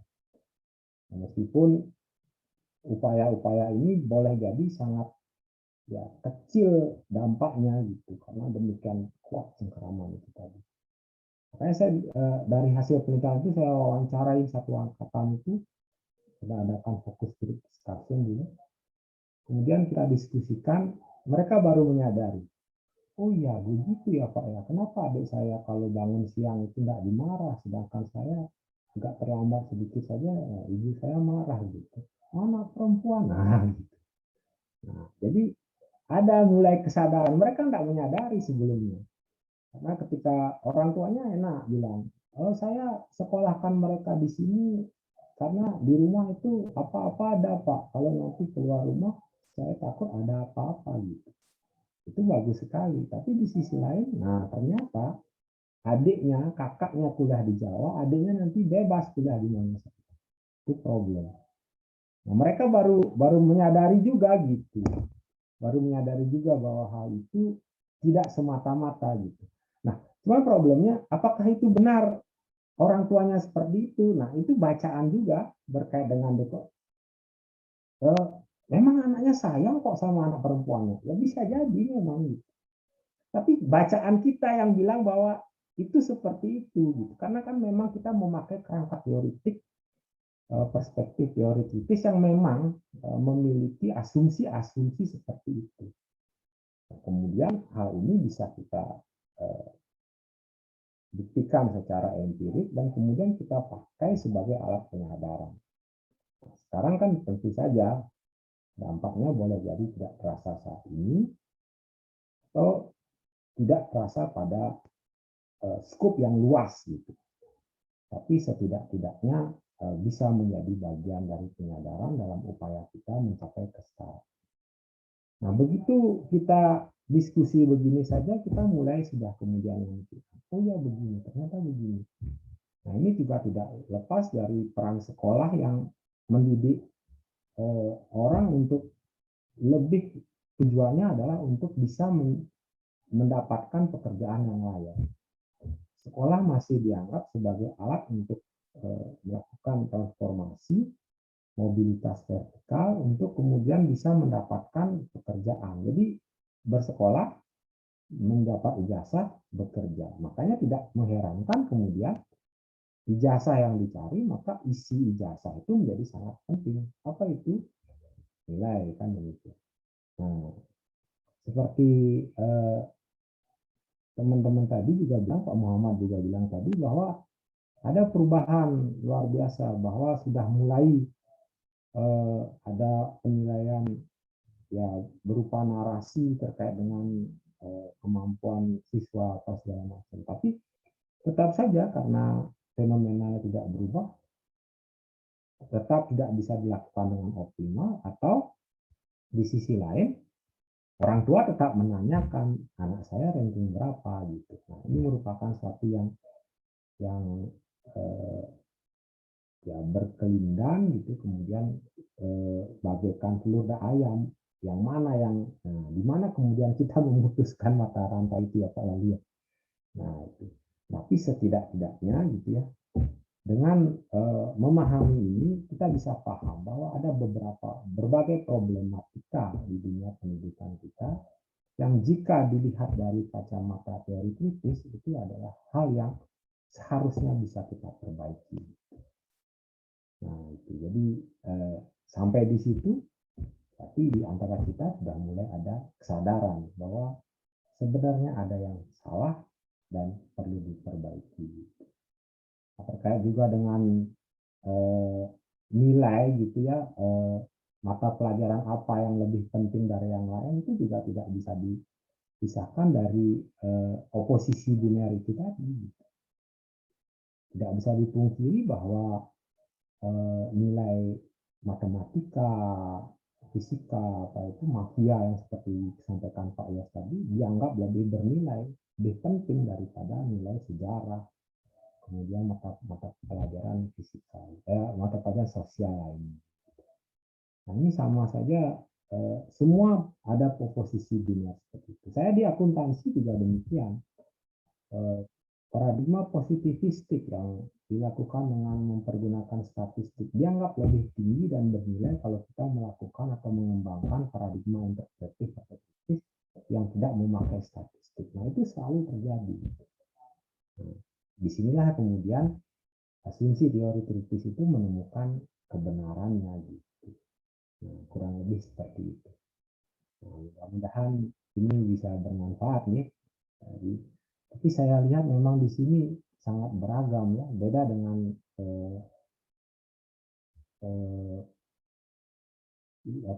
peserta tahun lalu gitu. Jadi di sini ada guru, kemudian ada di bidang kesehatan ya Pak Fiding di kesehatan, kemudian kalau Pak Lalu ngajar apa Pak Lalu?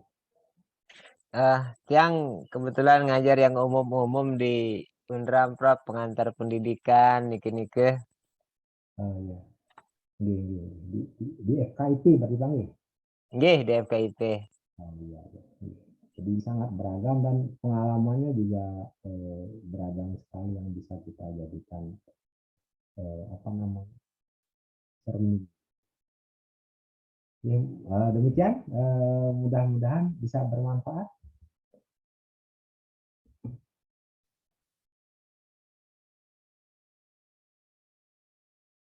Ada lagi yang ingin menyampaikan sesuatu mungkin? Mohon izin Prof, mengingatkan waktunya udah habis Prof. Mohon maaf. Oh gitu. Oh gitu. Iya. Ya. Jika demikian, sesuai dengan yang saya sampaikan, nanti saya akan berikan tugas atau penugasan untuk di pertemuan ke-6 dan ke-7 nih. Nanti review buku, sekaligus nanti akan saya berikan soal IPS gitu. Nah, nanti masalah pengumpulannya akan kita diskusikan nanti dengan Korti gitu. Nanti Bapak Ibu bisa diskusikan kapan baiknya kita kumpul nih. Nah, untuk minggu depan agar tidak tidak menyalahi kalender gitu, kita mungkin sudah bisa diminta Prof. Lastri untuk mengisi. Demikian Pak Yasni. Baik Prof. Ananta, mohon izin juga untuk mengingatkan agenda mengajar yang di SIA nike belum diisi Prof. Oh iya ya, belum diisi ya. Oke, nanti saya akan isi ya.